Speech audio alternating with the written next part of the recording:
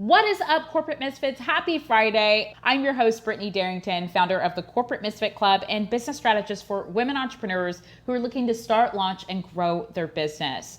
Today's Friday feature, we are chatting with Michelle Vroom, who is the founder of Vroom Communication. Michelle helps solo women entrepreneurs find creative ways to market their business online and off. Michelle has more than 10 years of marketing and public relations experience. She has helped nonprofits, agencies, and big corporations create and share their messages throughout the world. Now, Michelle helps small business owners do the same. So let's go ahead and dive right in and hear how Michelle left the 9-to-5 to start her own business. You're listening to the Corporate Misfit Podcast with Brittany Darrington, where female entrepreneurs can get powerful tips and advice on how to start, launch, and grow their business. Michelle, I am so excited to have you on the Corporate Misfit podcast today and learning more about how you left your 9-to-5. Thank you for joining me today. Thank you for having me. I'm so excited. You know, Michelle, so many people are always trying to figure out how can you leave your 9-to-5? How do you go into the entrepreneurial world? So can you share with us how you left your 9-to-5 and how you escaped if you were in a cubicle prison, how you escaped? I was. I worked in the corporate world, and I laugh when you say 9-to-5 because, as we all know, it's not always 9-to-5, is it? It's long hours. You have no control over it. Mm-hmm. It all really came to a head when I had my first child. I had always wanted to go into business for myself. It was a dream that I thought would not happen until I was well into my 40s or 50s. I'm in my early 30s. So when I had my son, a whole new world opened up to me, a whole new world of possibilities. And I started to have this dream. I had this dream. What if I could be a mom, could still be there for my child, be home with him, and build a business? Because I've always loved having a career. It's something that's very important to me. It's something that I feel called to do. And how do I make that work? How do I have the best of both worlds? And I started mulling this over, and opportunities began coming my way even while I was on maternity leave with my son. And I remember thinking, you know what? These are good opportunities, people who needed my help, small business owners who needed my help. But you know what? I'm going to wait. I'm just going to wait, and it's not the right time, because it never feels like the right time to leave, does it? No. It's not the right time. I'm just going to wait. And more opportunities came my way, to a point where I sat down with my husband and I said, I think this could really work. And he said, go for it. And I didn't need his permission, but I needed to know that someone else believed that I could do it. And as soon as he said that, and we obviously did some crunching around numbers, and it did involve a huge drop off in what I was making. Mm-hmm. But we decided to go for it. And a lot of it was acting in spite of fear. Mm. That was the biggest thing. And I went for it. I took that leap, and the rest is history. I love that you reached out and, shared your dream with your husband. Kudos to you. Thank you. And, I think that if I hadn't, so there was fear there, of course. And I think that's always ever present. But there was a big part of me that believed that I could do it, that it was possible. And had I not believed that it was possible, I don't think my husband would have been on board, because he would have sensed that. Like, he would have sensed the reservations. And I think a lot of women who are struggling with what to do, like, you have to know in your heart that there is a chance that you can do it. And if you believe that, it's very likely that your spouse will pick up on that and will be supportive. Not always, but it's likely. It's much more likely if you've committed to it, like within yourself, if that makes sense. Absolutely. I mean, just like with anything, right? When you are so passionate about it, you can get other people on board. You can then get people excited about your dream and where you're going and whatnot. So yeah, I think that that's so true, because if you're not confident about what it is you're looking to do and what you're looking to start or invent or create, then no one else is going to have that for you if you don't have it for yourself. So it's so powerful to have that first step of, do I really want to do this? how passionate am I about it and how can I make it work? And then sharing that with someone else. Now we're going to back up just a little too, because I want to go back to, you mentioned that there were some opportunities being presented to you while you were still in the corporate world. What was that like, and how did you manage the opportunities that were presented and also work and be a mom? Like, how did you handle all of that? Had a few meltdowns. I'll just get to that right now. You know, the opportunities that came my way while I was on maternity leave were a direct result of connections, like family connections. So mutual friends, people that I already knew. I had told my family knew that I was grappling with now having a baby and wanting to run a business, but also be at home with my child. Mm-hmm. And so, my dad is very connected in the business world, and he had people ironically coming to him talking about marketing. There were so many of them all around the same time frame, which I'm a big believer in God and just in him working things out for good. And I believe that was him paving the way for me to be able to go into business for myself. But those opportunities were coming through my dad and through a few other like mutual connections, because I have a big network of people, you know, from my corporate life. I used to work for an agency, so I've made a lot of connections, and it was a direct result of those. I wasn't putting anything out there, of course, because I'm on maternity leave for another job. That would have been a little dicey, right? But I had some things coming in, opportunities from people that I knew, which made it very attractive, of course, because it's existing relationships. And there got to be where there were about 5 or 6 of them. It wasn't like there was just one. And so that's what made me believe, like, you know what, I could really do this. And so I started, even before I went on maternity leave, I was doing for one particular person who needed some marketing help. It was something that I was doing like off to the side. I didn't envision that it would be for a business. I just wanted to help, you know, it was enjoyable for me. And so then I started adding a few other projects. And so I went back to work. I had all intentions of going back to work, and I did. And I started taking on a few projects, I think, to see how things would go and to dip my toe in the water, which felt safer. And I'm sure many people feel that way. Yeah. And as it picked up, I started realizing I can't do it all. And I'm someone who has a hard time admitting that I can't do it all. And I was working, and then even though I was working from home a lot, I was, you know, caring for my at the time when I went back, you know, 4-month-old, caring for my 4-month-old, doing some work like off to the side. And it became clear like what the desire of my heart was. I wanted to be doing my business, and I was worried that because I was doing it off to the side and I had such limited time and I was so stressed and I had a few meltdowns, like I was worried that I wouldn't be able to give my side clients the attention that they deserved, and that my dream would die. So it became a question of, what do I want more? What do I truly want more? No matter how uncomfortable it is to leave and I'm using quotes here, like cushy 9-to-5 job, because I don't think any job is ever safe anymore. We're in a new world, right? But no matter how uncomfortable it was to fathom leaving, at the end of the day, I wanted that more than I wanted to stay where I was. Love that. And you're right. You know, sometimes we get caught up with like health benefits, and, you know, we receive a steady paycheck every 2 weeks or once a month or however it's done. We get stuck and we get nervous to leave. And I love that you took some time to start taking on clients while working your job, because it allowed you, like you said, to kind of dip your feet in the water and see if you even like it, if you want to go that route. Having, having your son, and you're like, okay, I really want to find something to make this work.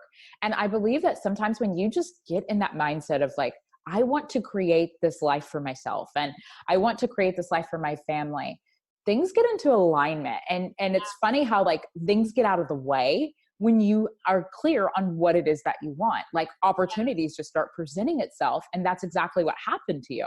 That's exactly true. And, you know, it happened very quickly for me. I know women, and I'm sure there are women listening who have been doing the side hustle for a while now. And the first thing I'll say is your health and your mental state and your self-care, like, that needs to come first. That needs to be, that should be at the top of your list. And often it's not. And if what you're doing when it comes to your side hustle and being in your job, like maybe you're saying to yourself, I need to wait a little longer, I'm still not ready. You're never going to feel truly ready. First, know that.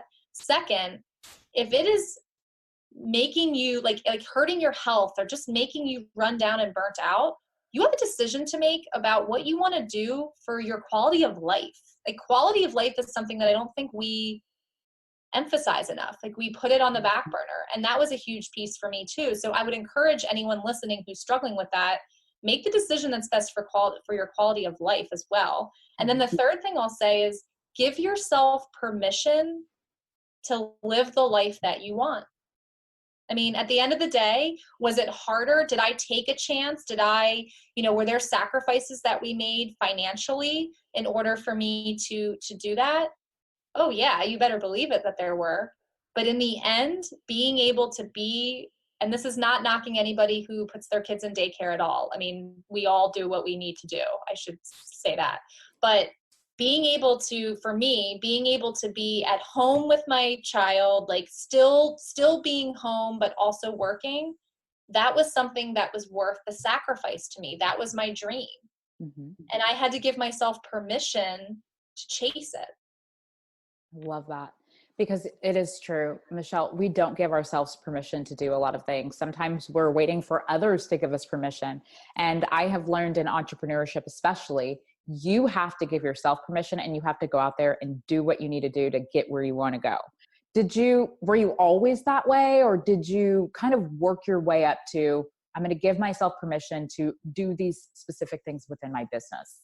No, I have not always been that way. And I still struggle with that. I've always been someone who likes to have all the answers before she makes a decision. Very type A, like oldest child, envision what that looks like. And if you've ever read the Birth Order book by, I think it's Kevin Lehman. I think that's the author. I haven't read it, but I'm the baby, so I'm like really carefree. Like if you read the Birth Order book, I am the oldest child to a T. And I've always been a go-getter, very driven, makes things happen.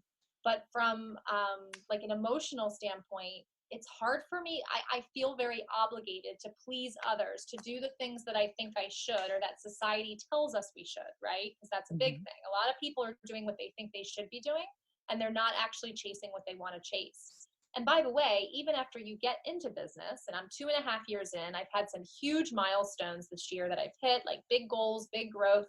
And I still struggle with giving, like, this is actively something that I'm working through. My business coach, if she ever listens to this, would laugh because it's true. Like, I have to still work through all this stuff, because every single time you go into new water and you leave your comfort zone, you are going to have to give yourself permission to go after what you want, no matter how afraid you are, while also giving yourself grace. And that's what I have to do consistently. It's never come easily to me. And I'm willing to bet that a lot of people listening, it doesn't come easily to them. But if you're waiting to act or to do things or to grow before you, like when you don't feel afraid anymore, if you're waiting for that fear to disappear, or you're waiting to have all your ducks in a row, you are never going to do it. Waiting until things are perfect is also something that can paralyze you. Like it can paralyze you. If you're waiting for everything to line up, for all your stars to be perfect, it will paralyze you from moving forward. And these dreams and these ideas and this creativity dies within us. I couldn't agree more. And I think that discovery process is in some ways a lifelong process. Like, I think a lot of people feel frustrated if they don't get things right immediately. Like you said, the whole feeling of needing to be perfect. Again, give yourself grace, let yourself go through the discovery process. You're going to figure it out. Are you looking to take your business to the next level or grow as an entrepreneur? I feel you, and I have a solution for you. After 12 years as an entrepreneur, there's one thing that has helped me receive massive business success, and that is masterminds. I have attended masterminds that have ran from $15,000 to $25,000 a year.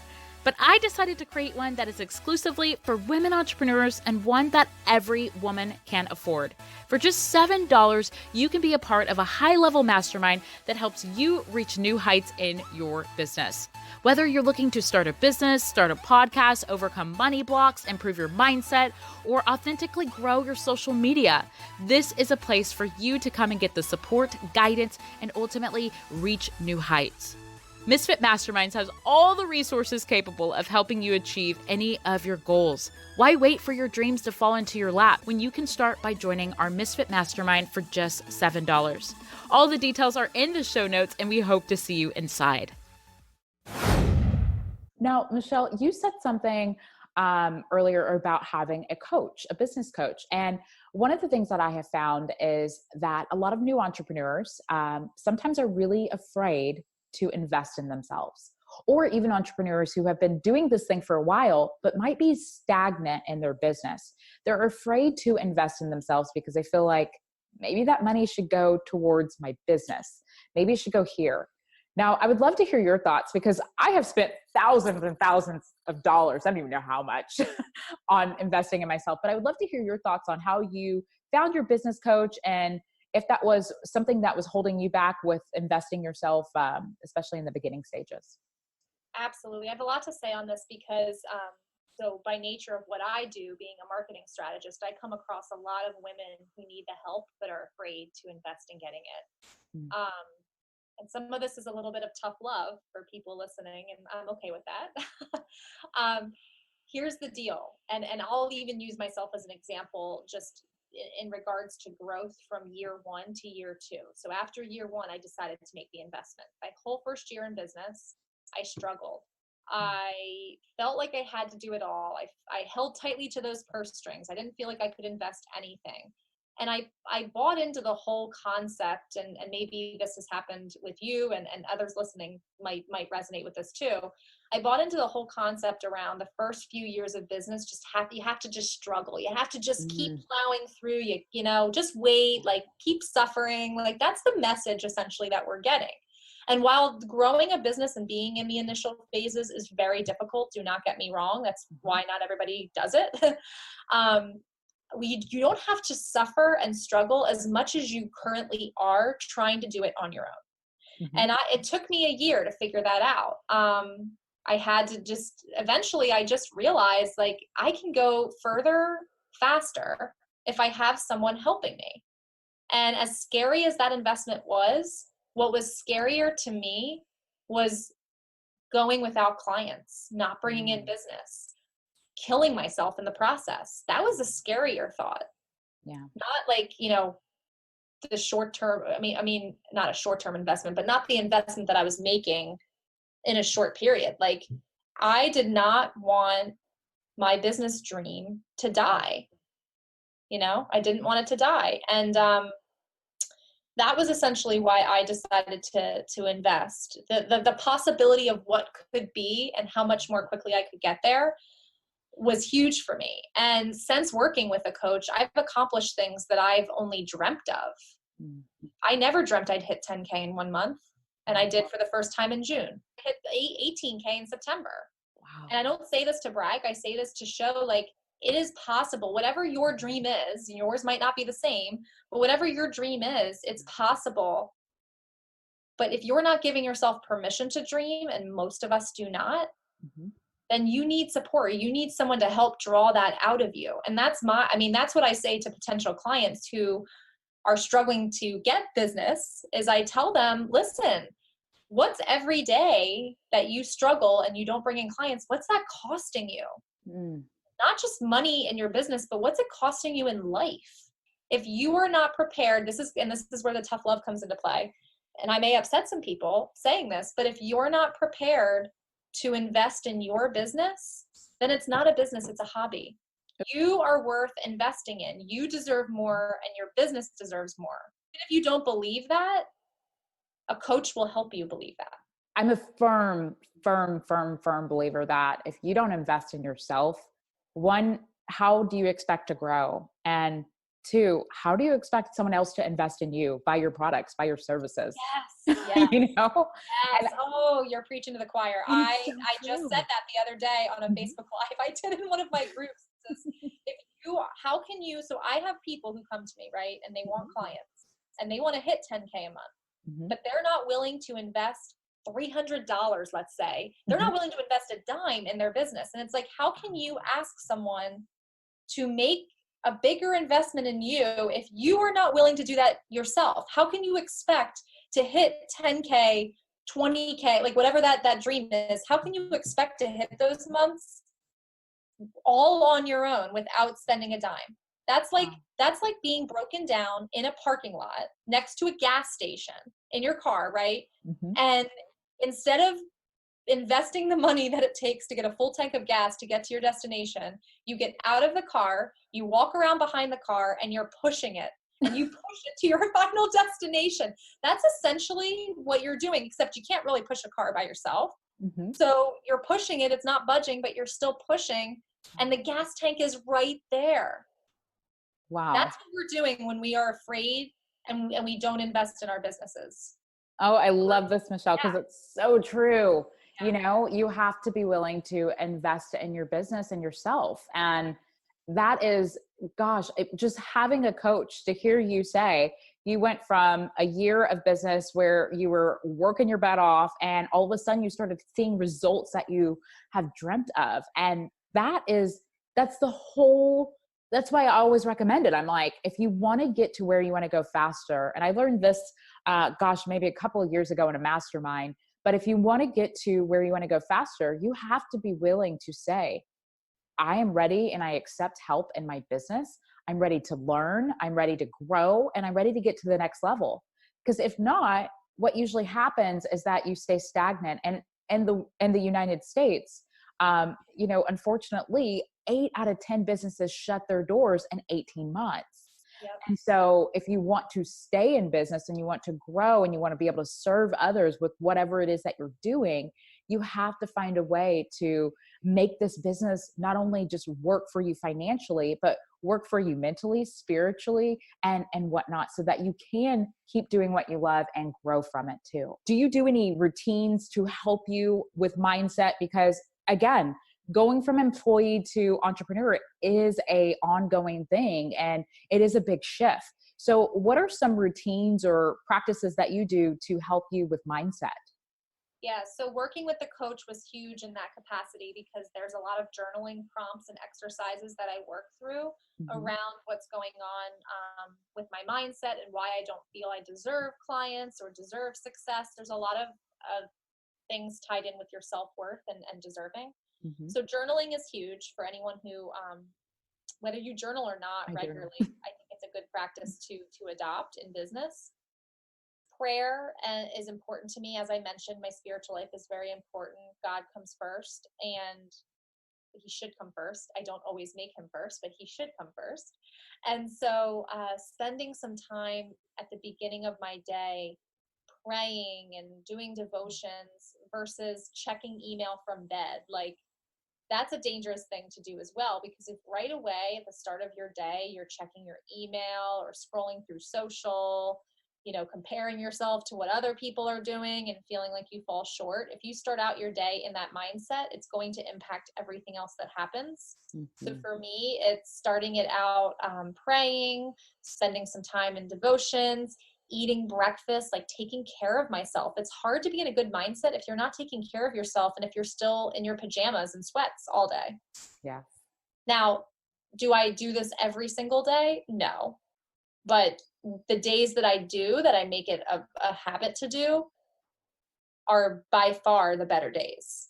I love this because it is so true. You have to take care of yourself, and having those practices, it can clear your mind. Because just like you said, like even checking your emails, that reminds me of like the employee mindset. But I found that whenever we are going straight into work mode, we don't allow ourselves to prepare for success. We don't allow ourselves to really prepare for what we're about to do for the day. And we're going into work and going into our day with this, like, I'm busy. I have to do this. and like glamorizing I'm busy and not really allowing ourselves to say, I'm going to wake up, I'm going to focus on whatever my routine is, I'm going to focus on me. So that's so powerful to just have that routine. And I love your routine where you just take that time for you in the morning. It's hard with kids, right? Mm-hmm. It's hard with young kids. So getting up before them as much as I can, which it doesn't always happen. Again, true confession, I should take my own advice sometimes. But if I can get up before them and really devote that time to myself, Mm-hmm. it's so powerful. It's so powerful because no one's going to carve that time out but me. Mm-hmm. And with kids, especially if you're a mom who's working at home when your kids are also home with you, if you don't carve out that time, you're never going to get it. It's going to be so difficult to get because there's always someone who needs your attention. Oh gosh, I have loved our conversation today. I'm like, I feel like I can go hours. Me too. Now, Michelle, can you tell us what is your favorite part about being an entrepreneur? The freedom to make my schedule, to live the life that I want. I guess that plus just the joy I take in building something that's my own. I love that. I love it. Now, what is one piece of advice that you would give to a female entrepreneur who's looking to leave their 9-to-5 and start their own business? Act in spite of fear. Don't wait for the fear to go away. We're not promised tomorrow. None of us are. That's so good. And it's so true. Yeah, ask yourself, do you want to spend your time chasing someone else's dream? Or do you want to chase your own? Well, Michelle, I have absolutely enjoyed our time together. Can you tell our listeners and our viewers how they can stay connected with you and stay in touch? Absolutely. Come find me on Facebook. Vroom Communications is the name of my Facebook page, and that's Vroom like a car. So VROOM as in Mary, which is my last name. I also have a Facebook group called Market Like a Boss. If you are struggling to get clients, or you left your 9-to-5 and you're like, okay, now what? That's a great place for you to go. I show up with tons of lives and resources to help you grow your business, to help you market it the way that you want to, like a boss. So just search for that in Facebook and come check me out in that group. I'd love to have you. And thank you again, Michelle, for your time and joining us on the Corporate Misfit podcast. If you've enjoyed today's episode of the Corporate Misfit podcast, we invite you to check out the Corporate Misfit Club. The Corporate Misfit Club is the essential resource for female entrepreneurs who are looking to start or grow a business they actually love. Whether you are a seasoned entrepreneur in your startup phase or simply thinking about taking the leap into entrepreneurship, we've got your back, girl. With our extensive course library, monthly training, exclusive members-only discount perks, and unlimited tools. We also have a supportive community of women where our members share stories, experiences, their wins, and business tips. The Corporate Misfit Club is the perfect place to be to start, launch, or grow a business. So check it out at corporatemisfitclub.com.